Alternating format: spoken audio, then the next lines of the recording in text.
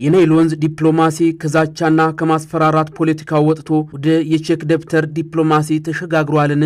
ግብጽ ለዓመታት ስትቃወመው የነበረውን የግድብ ግንባታ አሁን እኔው ልክፈልላችሁ በማለት ለኬንያ ያቀረበችው ጥሪ በተፋሰሱ ሀገራት መካከል የተፈጠረውን አዲስ የኃይል ሚዛን ለመቀየር የታለመ ረቂቅ የዲፕሎማሲ ጨዋታ ይመስላል።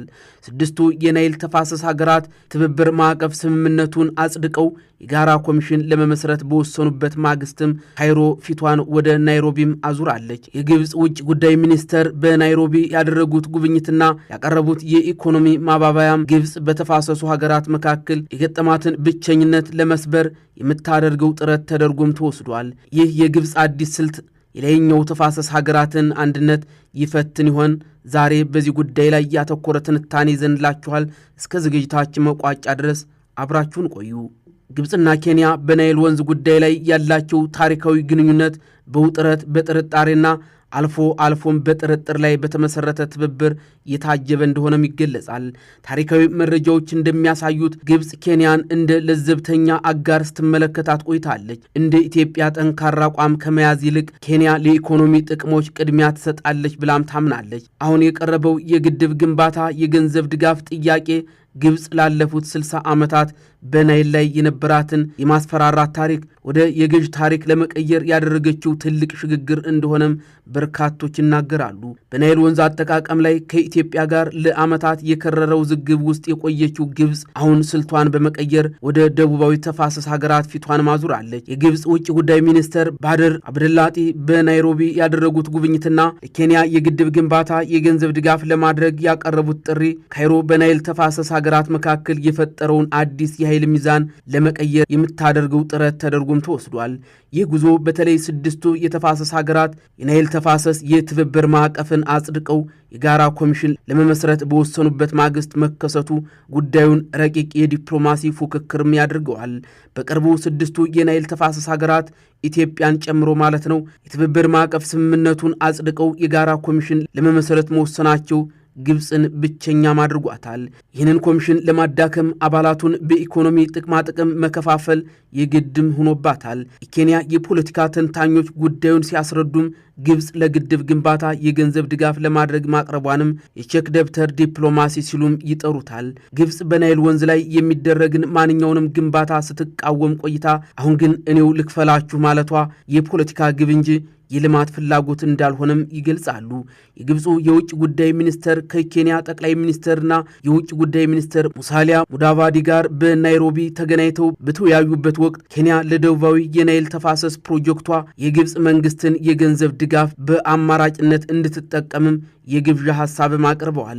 በተጨማሪም የግብፅን በቀይ ባህር የሚገኙ ወደቦች ከኬንያ በህንድ ውቅያኖስ ላይ ከሚገኙ ወደቦች ጋር በማገናኘትም የንግድና የተፈጥሮ ሀብት ልማትን ለማሳደግ የጋራ የባህር መስመር እንዲዘረጋም የግብፅ መንግስት ሐሳብ ማቅረቡም ተሰምቷል። የግብፅ የውጭ ጉዳይ ሚኒስተር ወደ ናይሮቢ ይዘዋቸው የሄዱት የአብረን እንስራ ጥሪዎችም እንደ ኢሮፓ አቆጣጠር ጥር ወር 2025 በሁለቱ ሀገሮች መካከል የተቋቋመው የሁለትዮሽ ስትራቴጂካዊ አጋርነት አካል ናቸውም ተብሏል። የግብፅ ባለስልጣናት አክለውም ካይሮ በዚህ ዓመት በምታስተናግደው 8ኛው የኬንያና ግብፅ የጋራ ኮሚሽን ስብሰባ ላይ የሁለትዮሽ ትብብርን የሚያጎለብቱ ዘርፈ ብዙ ስምምነቶች እንደሚደረጉም ገልጸዋል። ከውሃ ደህንነት ጋር የተያያዙ ጉዳዮችን በተመለከተም በናይል ተፋሰስ ሀገሮች መካከል ትብብርና የቅንጅት ስራዎች አስፈላጊ መሆናቸውን የተናገሩት የግብፁ የውጭ ጉዳይ ሚኒስተር የናይል ተፋሰስ ኢኒሼቲቭ የሚባለው የተፋሰሱ አገሮች የጋራ ማዕቀፍ በጋራ ስምምነትና በዓለም አቀፍ ሕግ መሰረት አካታች መሆን አለበትም ብለዋል።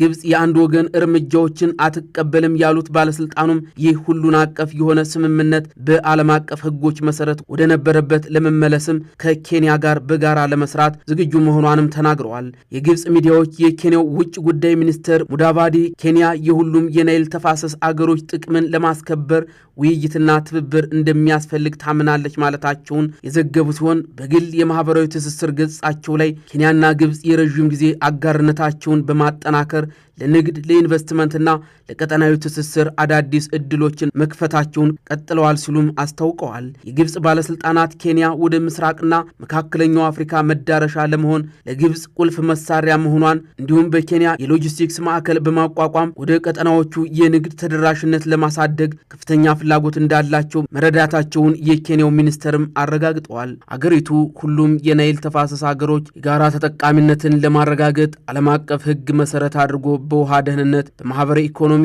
እድገትና በስነ ምህዳር ጥበቃም በጋራ ለመስራት ስለማሰባቸውም ተጠቅሷል።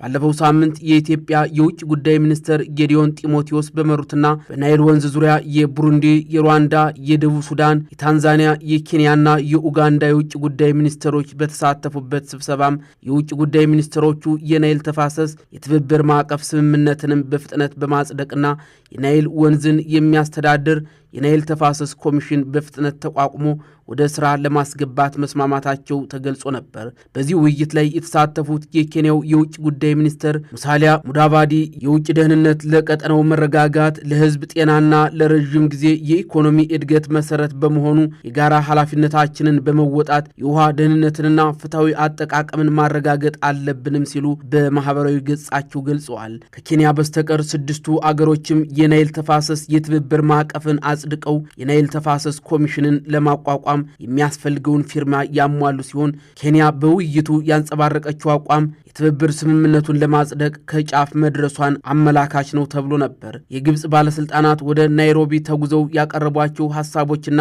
ያንጸባረቁት አቋም ከዚህ ቀደም የናይል ኮሚሽን እንዳይቋቋም ለማድረግ የስምምነቱ ፈራሚ ሀገሮችን ለመከፋፈል ከምትሰራው የዲፕሎማሲ ስራ ጋር ተያይዞም እርምጃዋ እስካሁን የኮሚሽኑን መቋቋም ያላጸደቀችው ኬንያን የማሳመን ተግባር መሆኑ እየተገለጸ ነው። ይህ የግብጽ እንቅስቃሴ የተፋሰሱን ሀገራት አንድነት የሚፈትን የዲፕሎማሲ ፈተናም ነው። ኬንያ የግብጽን የገንዘብ ድጋፍ ተቀብላ የናይል ኮሚሽንን ወደ ጎን ትላለች ወይስ ሁለቱንም አስማምታ ትሄዳለች የሚለው ደግሞ ሌላ መሰረታዊ ጥያቄ ነው።